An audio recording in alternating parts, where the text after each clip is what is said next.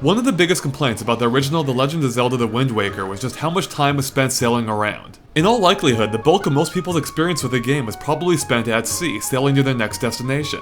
It really could take quite a while to sail from one end of the world to the other, especially with the added time of having to change the wind direction whenever you made a sharp turn. Needless to say, it wasn't everyone's cup of tea. Now all of this holds true for the re-released HD version on Wii U as well, at first at least. As it's not long before you had the option of acquiring an item called the Swift Sail, and true to its name, it makes sailing a lot swifter.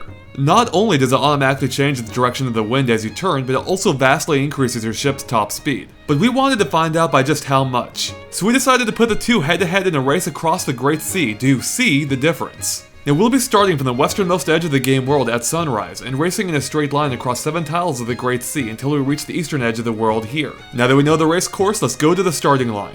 Now in case you can't tell, the HD version with a Swift Sail is on the left, while the original GameCube version is on the right. Okay, are you ready, gentle links? Start your sails, get set, go!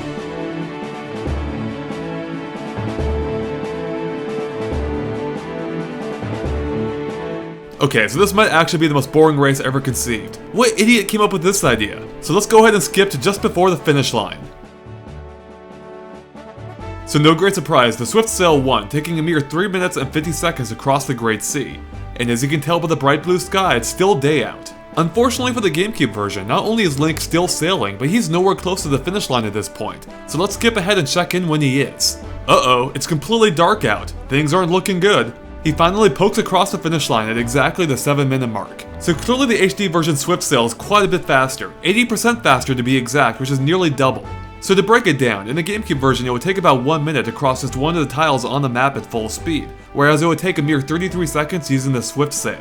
And of course, once you account for the time saved by not having to change the wind direction constantly, you'll probably end up saving hours in the long run. So the results really speak for themselves, but that's not going to stop me from beating a dead horse. It's pretty clear the Swift Sail is well worth seeking out. Alright, and that wraps up our look at just how much faster the Swift Sail really is. Thanks for watching, and if you liked this video, make sure to like us on Facebook or follow us on Twitter at GameXplain. There are even easy to click links in the description below. And make sure to stay tuned to GameXplain.com for more video comparisons and all things The Legend of Zelda The Wind Waker HD.